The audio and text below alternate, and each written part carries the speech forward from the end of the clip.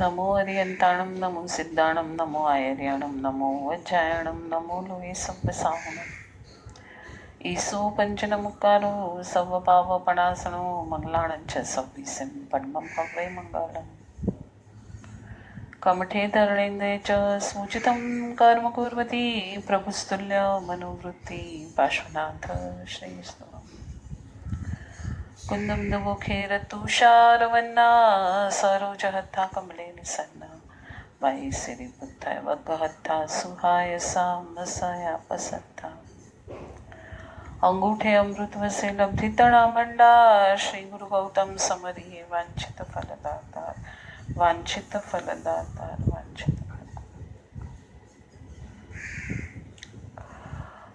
मोपाध्याय यशु विजय મહારાજ સાહેબ રચિત સમાધિ શતક ગ્રંથ અને તેના ઉપર પરમ પૂજ્ય ભક્તિ યોગાચાર્ય રચિત વિવેચન સમાધિ શતક ગ્રંથની ગાથા નંબર 26થી આજે આપણે સ્વાધ્યાયના 21મા દિવસની પ્રારંભતા કરીએ. બરાબર છે? કાલે આપણે બે વાત જોઈ હતી. કઈ બે વાત જોઈ હતી? બે જ્ઞાનને જોયા હતા આપણે કાલે. એક વિકલ્પવાળું જ્ઞાન અને એક નિર્વિકલ્પવાળું જ્ઞાન. વિકલ્પવાળું જે જ્ઞાન છે તો ત્યાં શરૂઆતના સાધકને ક્વેશ્ચન થશે કે પેલા ભણવું તો પડશે, પેલા વિકલ્પવાળું જ્ઞાન પણ મેળવવું તો પડશે, પેલા સમજણ તો આપણે કેળવવી તો પડશે, પછી જ આપણે નિર્વિકલ્પતાની ભૂમિકા પર જઈ શકશું. પણ અહીંયા પ્રશ્ન એ છે કે જે આપણે અભ્યાસ કરીએ, જે પણ ગ્રંથનો, ધારો કે પંચ પ્રતિક્રમણના અર્થનો અભ્યાસ કરીએ કે જીવ વિચારનો અભ્યાસ કરીએ, નવતત્વનો અભ્યાસ કરીએ, જે પણ અભ્યાસ કરીએ તો એ અભ્યાસમાં જ ભેદ જ્ઞાનની ભૂમિકા પડેલી છે. તો આજે આપણા અભ્યાસ સૂત્રના અર્થ વગેરે ઊંડાણથી થઈ રહ્યા છે કે લંબાઈ અને પહોળાઈથી થઈ રહ્યા છે? હવે થોડી થોડી આપણને બી આ ભાષા આવડી ગઈ ને સમાધિ શતકની.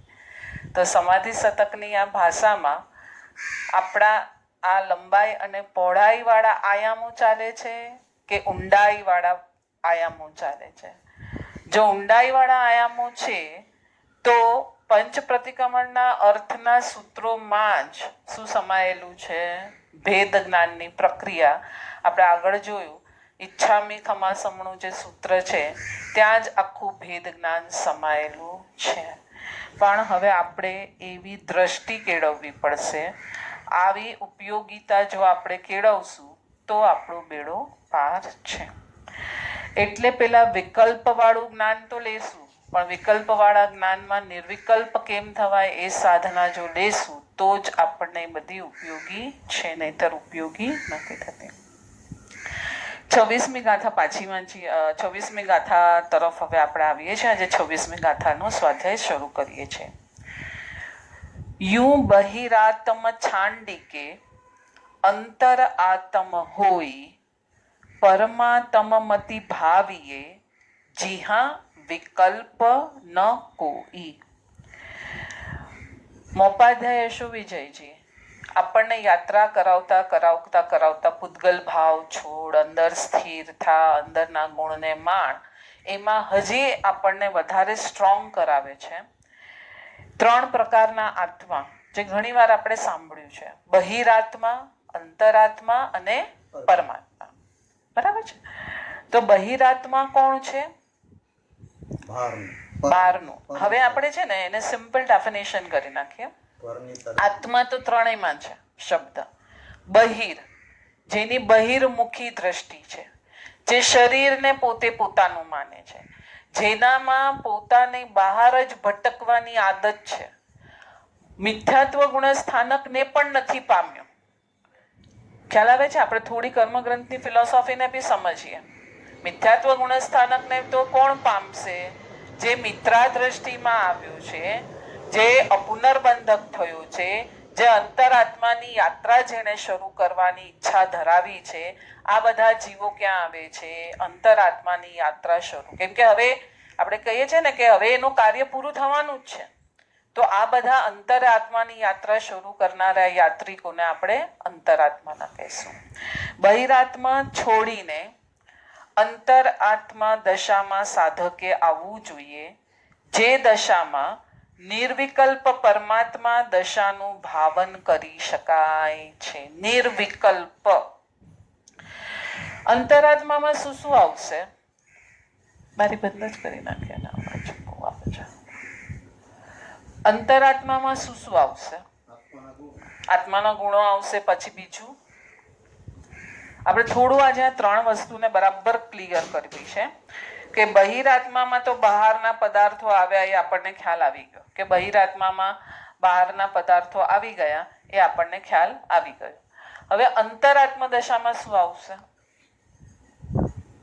10 યતિ ધર્મ પ્રગટવા જોઈએ. ક્ષમા, માર્દવ, આર્દવ, ખંતી, મદ્દી, અજ્જવ, 12 ભાવનાઓ ભાવતો હોવો જોઈએ. મૈત્રી, પ્રમોદ, કરુણા, માધ્યસ્થ, આ 4 ભાવના, બીજી 12 ભાવના ભાવતો હોવો જોઈએ. ઔચિત્યનું પાલન કરતો હશે, દુઃખીજનો પ્રત્યે દયા પાડતો હશે, શાસ્ત્ર અભ્યાસ કરતો હશે તો એ તત્વથી કરતો હશે.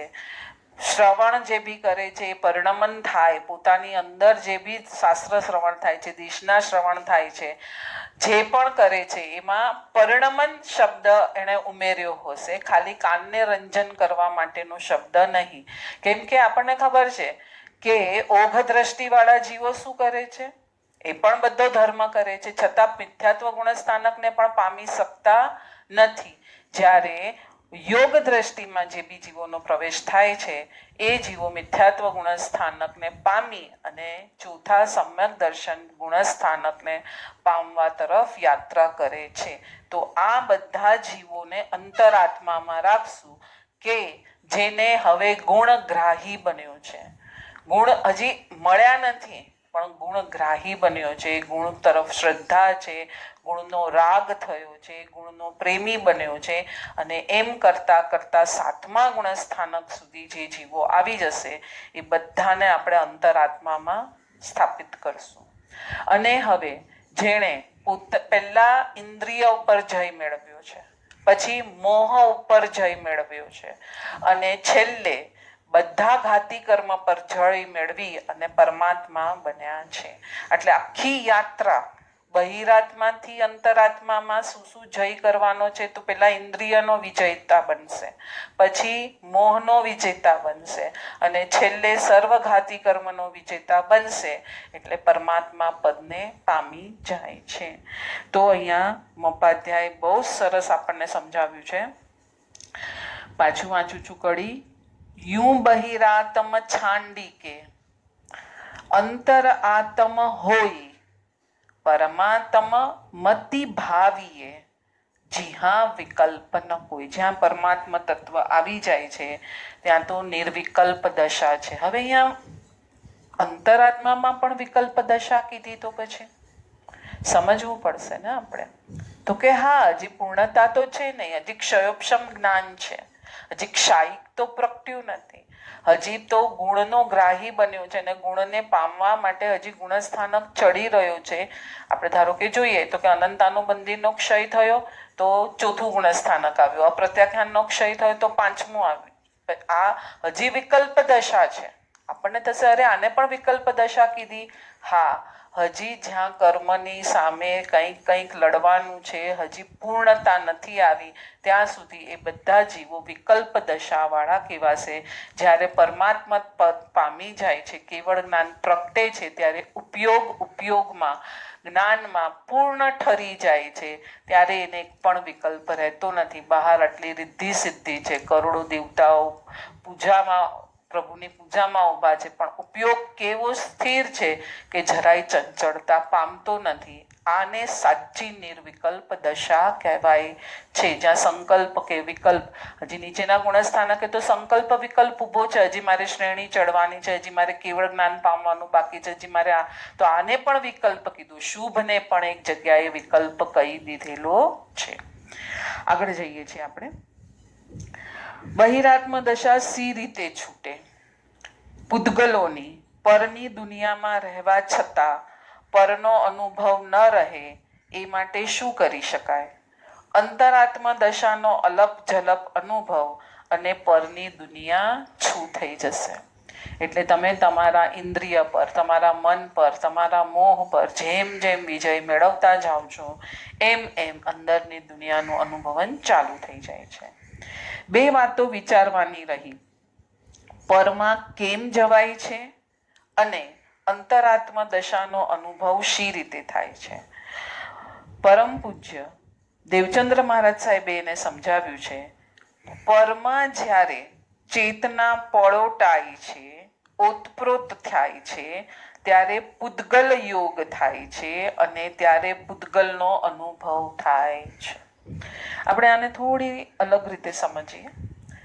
ચેતના જ્ઞાન છે, અરીસો છે. અરીસામાં હમણાં આ સામે તમે મને દેખાવ છો, તો આ જ્ઞાનમાં તમે દેખાયા, બરાબર છે. તમે મારા જ્ઞાનની અંદર પ્રવેશ કરી લીધો, અંદર આવી ગયા, તમે તો ત્યાં જ છો. મારી અંદર તો મારું જ્ઞાન છે.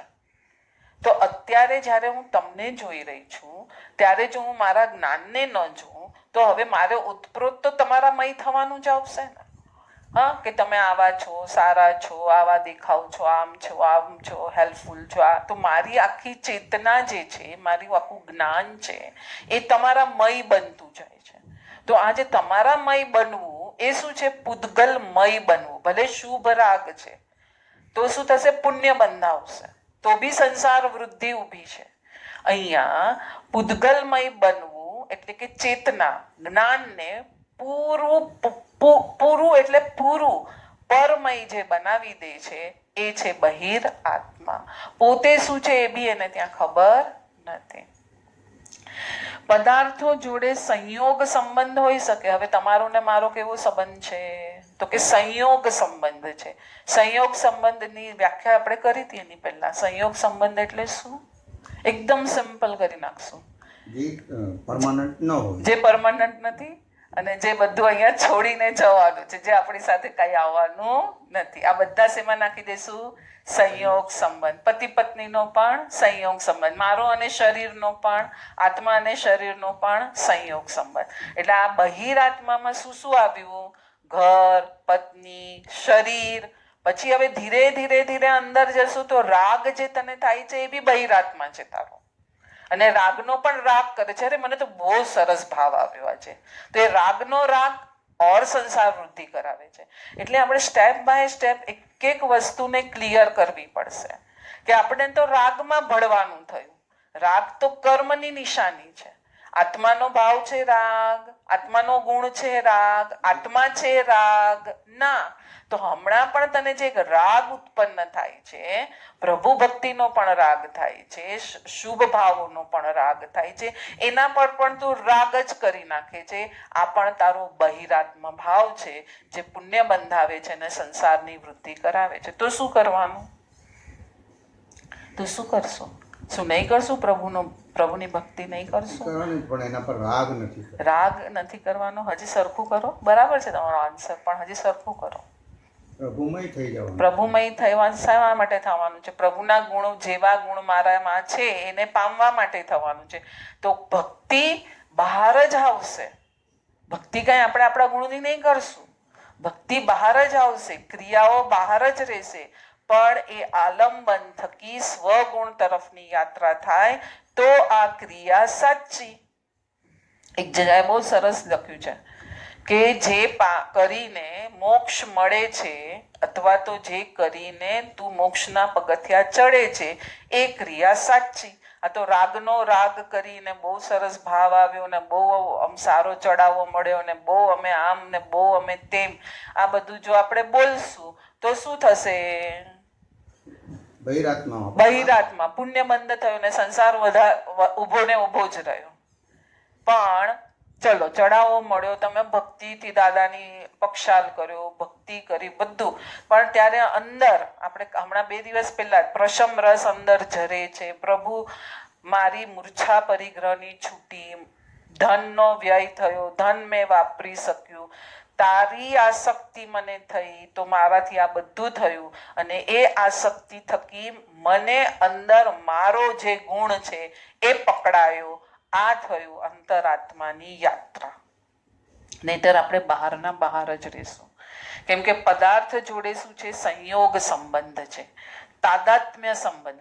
બીજો સંબંધ કયો આવ્યો? તાદાત્મ્ય સંબંધ. આપણો કોની સાથે છે? આત્મા સાથે. આપણા ગુણો સાથે, સ્વગુણ સાથે, આત્મા સાથે, જ્ઞાન સાથે, આત્માના અનંત ગુણો સાથે. તો આપણે અનંત ગુણોને પામવા માટે બાહ્ય શુભ ક્રિયા કરી હતી. અને એ શુભ ક્રિયા પણ કોની કરી હતી? જેણે એને અચીવ કરી લીધું છે, તીર્થંકરોએ. એના માટે ક્રિયા કરી કે મને આ મળે એના માટે. ખ્યાલ આવે છે? એટલે આપણે આખો એંગલ બદલવો પડશે, આપણી અંદરની ભાવધારા બદલવી પડશે, આપણી માન્યતામાં શું છે એ ચેક કરવું પડશે અને ડિલીટ કરવું પડશે અને સ્વગુણને સ્થાપિત કરવા પડશે. સંયોગ સંબંધમાં પરિણમન નથી એટલે પૂદગલ અનુભવ નહીં થાય. વળી જો એનું પરિણમન સંયોગ સંબંધમાં નથી પણ પોતાના તાદાત્મ્ય સંબંધ સાથે છે તો અનુભવ આત્મગુણનો જ થશે. સંયોગ સંબંધ પણ કોની જોડે છે? શરીર સાથે વસ્ત્રનો કે શરીર સાથે ખાદ્ય પદાર્થનો. પૂદગલનો સંયોગ કરશે ત્યારે આત્મા તો માત્ર શું હોય છે? દ્રષ્ટા હોય છે. બસ. એટલે બધી ક્રિયા આ પ્રમાણે કરવાની છે. પૂદગલનો સંગ થાય છે, જ્ઞાન તારું ત્યાં જુએ છે, તો તારે જ્ઞાતા દ્રષ્ટા ભાવમાં રહેવાની જો એક આદત પાડવી છે તો હમણાં વસ્ત્ર પહેર્યા છે તો એ પૂદગલનો સંયોગ છે, મારે તો એના જ્ઞાતા દ્રષ્ટા બનવાનું છે.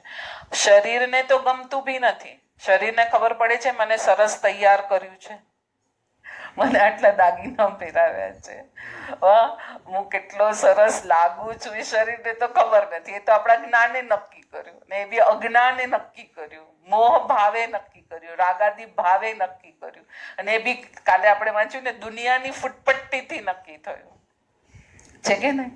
તો અહીંયા કેટલું કીધું કે આ સંયોગ સંબંધ જ્યાં જ્યાં આવે છે ત્યાં ત્યાં જ્ઞાતા દ્રષ્ટા ભાવ આવે છે. દુનિયાની ફૂટપટ્ટીમાં ગુરુજીએ ખબર છે એની પહેલા એક એક્ઝામ્પલ સરસ આપ્યું હતું ચાનું. ચા પીવાનું. કે તમે જાપાનમાં જાઓ તો તમને મીઠાવાળી ચા આપે અને ત્યાં બધા એકદમ મસ્ત માણે. અને તમે પહેલી વાર ગયા હો જાપાન તો તમારી ફૂટપટ્ટીમાં તો ચા એકદમ મસાલાવાળી અને ગળી ને દૂધવાળી હોવી જોઈએ. તો તમે શું કહો આવી ચા છે? એટલે બધાની ફૂટપટ્ટી અલગ અલગ ચાલી રહી છે. વ્યક્તિઓ જોડેનો સંબંધ સાધકનો કેવો હશે? પ્રારંભિક સાધકનો વ્યક્તિ જોડેનો સંબંધ પણ દર્પણ જેવો જ હશે. દર્પણ સામે સ્ફટિક મુકાયું તો એ પ્રતિબિંબિત થશે. લઈ લેવાય જ્યારે દર્પણ સ્ફટિકની સામેથી ત્યારે દર્પણ કોરું હશે. કોલસો મુકાશે ત્યારે કોલસાનું પ્રતિબિંબ પડશે, પણ તેની કાળાશ દર્પણને લાગતી નથી. કોલસો લેવાતા પણ પાછું દર્પણ કેવું થઈ ગયું હતું? એવું ને એવું સ્વચ્છ. કોઈ તમારા વખાણ કરે ને કોઈ તમારી ટીકા કરે, તમારી અંદર કંઈ આવ્યું, કાંઈ આવતું નથી. તમે ત્યારે પણ જ્ઞાતા દ્રષ્ટા રહો. એક બે આમાં એક્ઝામ્પલ આપ્યા જ હશે ગુરુજીએ, આપણે જરા જોઈએ. પ્રારંભિક સાધક આવું હોય, લોકો આવ્યા, પ્રતિબિંબ પડ્યું, લોકો ગયા, પ્રતિબિંબ ગયું, પણ અસરની કાળાશ કે પીળાશ કે લાલાશ અંદર આવી નથી. પદાર્થો અંદર આવતા નથી. આપણું અજ્ઞાન એ પદાર્થને અંદર લાવી અને એના મળદાને ઉપાડીને ભવ સુધી ભ્રમણમાં જતો રહે છે. આ આટલી મૂર્ખાઈ આપણને ખબર નથી. ઉચકાયેલ સાધક જાદુઈ દર્પણ જેવું છે. જેની સામે કોઈ પણ વસ્તુ મૂકો તે વસ્તુને બિંબિત નહીં કરે. પેલા સામાન્ય સાધકને કહે કે આવશે પણ એના રાગાદી ભાવને અંદર એન્ટર નહીં થવા દે. હવે ઉચકાઈ ગયેલો સાધક છે તો એ પણ દર્પણ જેવું છે, પણ કેવું કીધું? આગળ શબ્દ વાપર્યો જાદુઈ દર્પણ જેવું છે કે જેની સામે કોઈ પણ વસ્તુ મૂકો એ વસ્તુને પ્રતિબિંબિત નહીં કરે. તો કોને પ્રતિબિંબિત કરશે? પોતાના જ્ઞાનને. જે ઝળકે છે અરીસો એ હું છું, આ એ જ્ઞાન છું. જેને આવવું એને આવવા દો ને. અંદર ઝળકવું છે એને ક્યાં મારી ના છે? જેને કેવલી તીર્થંકરોમાં આખું 14 રાજલોક ઝળકે છે, તો પ્રભુ એમ કે છે ના ના તું ના આવ, તું ના આવ, તું ના, આ દ્રશ્ય ના આવ, આ દ્રશ્ય ના. જેને ઝળકવું છે એ ઝળકવા દો. હું તો મારા ઉપયોગમાં ઠરેલો છું, હું તો મારા અંદરના આનંદને માણી રહ્યો છું. પ્રભુને તો લોક શું અલોક પણ દેખાય છે, લોકાલોક ઝળકે છે. એટલે એ તો એનું કામ છે, જ્ઞાનનું કામ જ આ છે. તો જ્ઞાન એનું કામ કરે છે અને ઉપયોગ એનું કામ કરે છે, ઠરીને આનંદ માણવાનું. હવે જેને જે કરવું હોય એ કરવા દો. શું કામ તમે માથાકૂટ કરવા જાઓ છો બહારની દુનિયામાં? ઉચકાયેલ સાધકની સામે 1000 શ્રોતાઓ હોય, એ પ્રભુની વાતો એમની સમક્ષ રજૂ કરી રહ્યો હોય, શ્રોતાઓ તેની અભિવ્યક્તિ વડે કદાચ ડોલતા હોય, પણ તેના હૃદયમાં આ કોઈ જ વાત પ્રતિબિંબ થતી નથી. તેના હૃદયમાં છે પ્રભુ. એ પ્રભુના પ્યારા શબ્દોનો સ્વાધ્યાય કરી રહ્યો છે. આ સિવાયની કોઈ વાત એની ભીતર પ્રતિબિંબિત થતી નથી. નહીં તો સ્વાધ્યાય કરવા છતાં જો સંસાર વધારી દીધો તો આપણા જેટલા મૂર્ખા કોઈ નહીં. આના પરથી ફલિત થયું કે અંતરાત્મ દશાના અનુભવ માટે પર તરફની અસંગ દશા જરૂરી છે. એટલે અસંગ થતા જવું. અસંગ દશા ગમી, મળી. હવે પરનો સંગ ક્યાં છે? અસંગ દશાના સાધનો છે. અસંગ દશા કરવી છે તો એના સાધનો આપે છે. એકાંત, મૌન, પત્રાચાર, મોબાઈલ ફોન વગેરેનો અભાવ, અસાધક વ્યક્તિઓ જોડે મિલન નહીં. પાછું વાંચો. એકાંત. ધ્યાન શિબિરમાં જતા હતા તો કેવી દુનિયા હતી આખી. એકાંત, મૌન, મોબાઈલ ફોન, પત્રાચાર નહીં. અસાધક. શેની અસાધક કોને કહેશું? આપણે જ્યારે કોઈ બે વ્યક્તિ મળે ત્યારે હમણાં કોરોનામાં કેમ છો તમે એમ પૂછીએ ને, તબિયત પાણી સારા છે કે આત્માનો અહેવાલ પૂછીએ તો કે ગાંડા થઈ ગયા છે આ લોકો. ખ્યાલ આવે છે? એટલે ખાલી પછી ક્યાં ફોન કર્યો હોય ક્યાંથી ને ક્યાંથી ક્યાં જાય, આ બધા અસાધક ભૂમિકા કહેવાય. આવી પરિસ્થિતિમાં લાંબો સમય રહેવાય ત્યારે ભીતર અસંગ દશા ઉપજે છે. એ આપણું સાધ્ય છે, એ આપણે અચીવ કરવાનું છે. ત્યારે અંદર જેમ જેમ શાંત થવાતું જશે એમ એમ અંદરના રત્ન ખુલે છે. અસંગ દશા ગમી રહે છે કારણ કે કોઈની પણ જોડે સંગ કરવો એ તારો શું લખ્યું હશે કહો મને? સ્વભાવ નથી. તારો સ્વભાવ તો ફક્ત તારી જોડે જોડાઈને પડ્યો છે. એને તું જો તારે પર સાથે ક્યાં સંગ કરવો છે. આગળ જઈએ. બહિરાત્મા આ રીતે છૂટી જાય અને અંતરાત્મ દશા મળી જાય એ પછી અંતરાત્મ દશાના વધુને વધુ ઊંડાણ પામવા માટે સાધક પરમાત્મા દશાનું ભાવન કરશે. એ નિર્મળ દશાનું, જ્યાં વિકલ્પો બિલકુલ નથી. એટલે શરૂઆતમાં શું શીખવાડ્યું? બહિરાત્મ દશાને છોડવાની શીખવાડી કે બધું સામે આવશે પણ તારે એનાથી મેલા થવાનું નથી. જેવી રીતના અરીસાનું એક્ઝામ્પલ આપ્યું, કોલસો પણ આવે છે પણ એનામાં કાળાશ અંદર આવતી નથી. એમ એમ કરતા પછી સ્ટેપ્સ આવ્યા કે મૌન, સાધના, એકાંત, મોબાઈલ નહીં, અસાધક વ્યક્તિઓ જોડે એનો વાર્તાલાપ વધારે નહીં. એમ એમ તું ભીતર આવતો ગયો. હવે જેમ તું ભીતર અંદર આવ્યો છે તો અંતરાત્મ દશાને હજી તારે ઊંડાણમાં મેળવવાની છે. ત્યારે પરમાત્મ દશાનું ભાવન કરશે. આગળ જઈએ. આખરી ધ્યેય તરીકેની પરમાત્મા દશાનું, પોતાની નિર્મળ સ્વરૂપ દશાનું અનુપ્રેક્ષણ ભાવન ચાલુ થયું. અંતરાત્મ દશા સતત ઉચકાયા કરશે. અનુપ્રેક્ષા પ્રભુની. જેણે હવે એને અચીવ કર્યું છે એને જ એને પોતાનો ગોલ બનાવી લીધો છે તો એ પ્રમાણે જ એ હવે આગળ આગળ આગળ વધે છે. અંતરાત્મ દશાના પ્રારંભિક સમયગાળામાં સાક્ષી ભાવની આછી સી ઝલક મળશે. એ સમયે આવું કંઈક હોઈ શકે. સાધકના વ્યક્તિત્વનો એક હિસ્સો આપણે પાછું જોઈએ. અંતરાત્મા દશાના પ્રારંભિક સમયગાળામાં સાક્ષી ભાવની આછી સી ઝલક આપણને મળશે કે અંતરાત્મા દશા તરફ જ્યારે કોઈ જઈ રહ્યું છે ત્યારે એને શું મળશે? આછી ઝલક મળશે. તો હવે શું મળશે? એમાં સાધકના વ્યક્તિત્વનો એક હિસ્સો, જો બહુ સરસ સ્ટેપ્સ બતાવે છે અહીંયા, અનાદિકાલીન અભ્યાસને કારણે જે બહિર્ભાવમાં જતો હશે અને બીજો હિસ્સો એને જોતો હશે. આ સ્થિતિએ ક્રોધ કરવાનું અને એને જોવાનું બંને ચાલુ રહેશે. હવે અંતરાત્મા દશા તરફ જવું છે તો એનો સ્ટેપ્સ આ જ આવશે કે બહિરાત્મા દશામાં જવાય પણ છે, એની એક્ટિંગ પણ થાય છે, એક્ટિંગ જ કહેશું આપણે એને, એ કાર્ય પણ થાય છે અને એને જોવાય પણ છે. તો આ બે ભાવ થશે કે કર્મનો ઉદય આવ્યો, મેં એ પ્રમાણે રિએક્શન આપ્યું અને માર્યું, એને જોવાનું જ્ઞાતા દ્રષ્ટા ભાવ પ્રમાણે પણ થયું. સ્વામી રામ બહારથી આશ્રમે આવ્યા, ચહેરો હસતો હતો. આજે તો મજા આવી ગઈ. એક વ્યક્તિએ રામને, એ પોતાના શરીરને રામ કહેતા, હું શબ્દનો પ્રયોગ કરતા નહીં, ગાળો આપી. રામે ગાળો ખાધી. હું એ ઘટનાને જોતો હતો. એક ત્રિકોણ ખડો થયો, એક ગાળને આપનાર, એક ગાળને ખાનાર અને એક ગાળને જોનાર. આપણે પણ આવું ઊભું કરશું ત્યારે જ અંતરાત્મા દશા તરફ અંદર સ્ટેપ બાય સ્ટેપ જવાશે. પહેલા બે કોણ ઊભા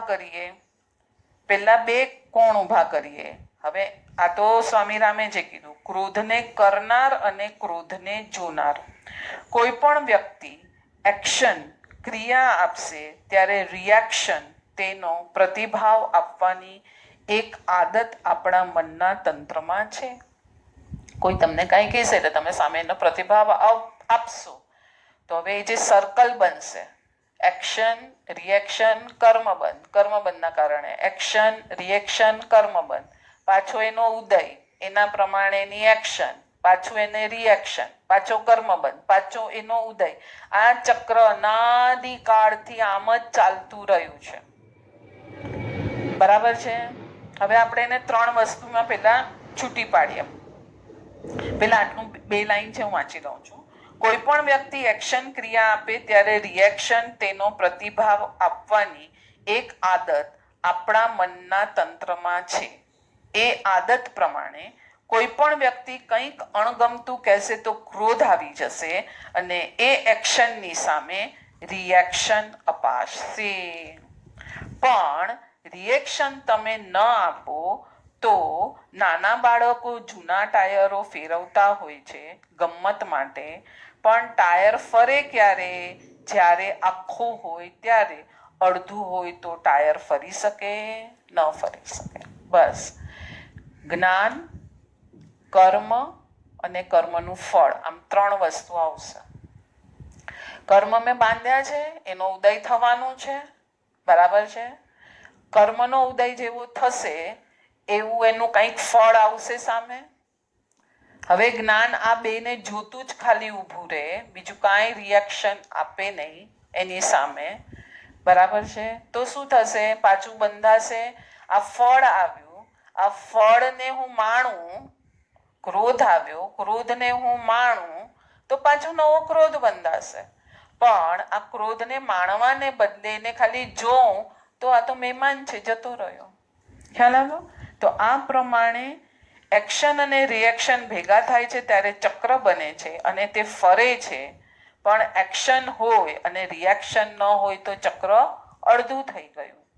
ધારો કે રિએક્શન અપાઈ પણ ગયું સ્ટાર્ટિંગના સ્ટેજમાં, ક્રોધ આવી ગયો, તમે થોડાક ઉપર ઉઠીને મનના ક્રોધને જોઈ ન શકો. હવે થોડી વાર પછી તો તમે મનના સ્તરે જોઈ શકશો ને કે મને શું થયું, શું મેં ઘટના ઘટાવી.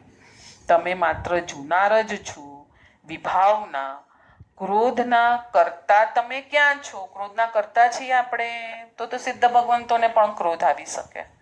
તો પ્રભુને ચંદ કૌશિકે ડંખ માર્યો ત્યારે બી પ્રભુને ક્રોધ આવી શકે. ક્રોધના કરતા આપણે નથી. આપણે જો એનું રિએક્શનને કટ કરતા જશું તો કર્મના ઉદયો આવશે અને આપણને ખબર પણ નહીં પડે ક્યારે કર્મનો ઉદય આવીને નીકળી ગયો. અંતરાત્મ દશાના ઉચ્ચતમ સમયગાળામાં સાધક હોય છે સ્વપ્રતિષ્ઠિત, બીજાઓની વચ્ચે રહેવા છતાં બધાથી ન્યારા હશો તમે. તમે મને, હું ઘણી વાર કહું ને, આપણે અહીંયા જંગલમાં, તમે મને શું કહો? જંગલ અંદર છે. મનની અંદરનું જંગલ ઓછું થશે તો ઓટોમેટિક બધું ચાલશે સારું. તો એ જ વાત અહીંયા કહે છે કે બધાની વચ્ચે રહેવા છતાં તમને હવે આવડી જવું જોઈએ કે બધાથી કેવી રીતના તમારે ન્યારા રહેવાનું. સ્વપ્રતિષ્ઠિતતા એટલે તમારે સ્વમાં જેમ જેમ પ્રતિષ્ઠિત થતા જાઓ છો એમ એમ તમને બધાની વચ્ચે ન્યારા રહેતા આવડી જાય છે. તમારું તમારામાં હોવાપણું. સંત કબીરજી પાસે ગામના લોકોનું એક પ્રતિનિધિ મંડળ આવ્યું. કોકે સંત વિશે ખોટી વાત ફેલાવેલી. લોકો સંતને ઠપકો આપવા આવેલા. સંત તો પોતાનામાં ડૂબેલા હતા. લોકો આવ્યા, કંઈક બોલીને ગયા, ઠીક છે, શબ્દો બધા યાદ ન રહે, પણ લોકો ક્રોધાવેશમાં હતા એ તો ખબર પડે ને. એટલો પણ એમને ખ્યાલ નથી. તો કે લોકો ક્રોધના આવેશમાં આવ્યા એ પણ એમને ખ્યાલ નથી. લોકો પોતાના ઘરે ગયા, પણ જૂઠનું વાજુ તરત ખુલ્લું પડી ગયું. જે લોકો કબીરજીને ઠપકો આપવા આવેલા તેમના પગ ભારે થઈ ગયા. છતાં તેઓ સંતની માફી માંગવા આવ્યા. પગ ભારે થઈ ગયા હતા કે આટલી બધી ગાળો દઈને આવ્યા છે, આટલું બધું ખરાબ. મને લાગે છે લગભગ કોઈએ કબીરજીને બદનામ કરવા માટે એક સ્ત્રીને એમ કીધું કે મને બાળક રહ્યું છે ને કબીરથી રહ્યું છે, એવું જ કંઈક હતું. કદાચ મને બહુ યાદ નથી, પણ લગભગ એ જ હતી ઘટના. અને હવે એમના પગ ભારે થઈ ગયા, છતાં તેઓ સંતની માફી માંગવા આવ્યા. ગઈકાલે અમો તમારા માટે અણછાજતું બોલી ગયા, એની અમને માફી આપો. કબીરજીએ આ શબ્દો સાંભળ્યા. અરે, મને તો કંઈ ખબર જ નથી. અચ્છા, તમે કાલે મારા ઘરે આવેલા, તમે કંઈક બોલતા પણ હતા. મેં તો માનેલું કે તમે તો રામનું નામ સ્મરણ કરવા મારા ઘરે આવ્યા છો. સંત હસી પડ્યા. હું તો ખિસ્સા ખાલી માણસ, મારે ત્યાં કોઈ આવે તોય શું કરવા આવે? અહીં તો એના નામ સિવાય બીજું કાંઈ નથી. સાધકનો આ લક્ષ્યાંક છે. જ્યાં વિકલ્પ ન હોય, જ્યાં સંપૂર્ણ નિર્વિકલ્પતા છે, એ પરમાત્મા દશાને, સ્વરૂપ દશાને પામવી છે. અંતરાત્મ દશા એ માટે એટલી તો ગાઢ બનાવવી છે કે વિકલ્પોની આવન જાવન બહુ જ ઓછી થયેલી હોય. એટલે વિકલ્પને હવે આપણી સ્વિચ, ગુરુજી શું કહે, તમારી સ્વિચ કોના હાથમાં? આપણી સ્વિચ આપણા હાથમાં. પાક્કું? કોઈ આપણને ગાળ દે તો આપણે તો એને આપી દીધી. તું મને કોણ કેવા વાળો આવ્યો? ગુરુજી કે બોલે હરામખોર. કોઈ આપણને ગાળ દે તો એના હાથમાં સ્વિચ, કોઈ આપણા વખાણ કરે તો એના હાથમાં સ્વિચ. આપણી સ્વિચ બીજાના હાથમાં, કે આપણે આપણી સ્વિચ આપણા હાથમાં રાખવાની છે. હું જ એને ચાલુ અને બંધ કરી શકું, બાકી બીજું કોઈ એને ચાલુ બંધ કરી શકે નહીં. કવિ શ્રી સુરેશ દલાલે પોતાના ધ્યાનની સ્થિતિને વર્ણવતા કહેલું કે મોટા શહેરમાં સંચારબંધી કર્ફ્યુ લાગેલ હોય અને ત્યારે રાજમાર્ગ પર કર્ફ્યુ પાસવાળો કોઈ એકો દુક્કો માણસ નીકળે એવી અત્યારે મારી અંદરની સ્થિતિ છે. અત્યારે છે ને કર્ફ્યુ છે તો કેટલો ટ્રાફિક છે, ને તો કેટલો ટ્રાફિક હોય. તો કર્ફ્યુ હોય જ્યારે, ત્યારે એકો દુક્કો ને એની પાસે જેની પાસે પાસ છે એ, બાકી બધા ઘરમાં છે.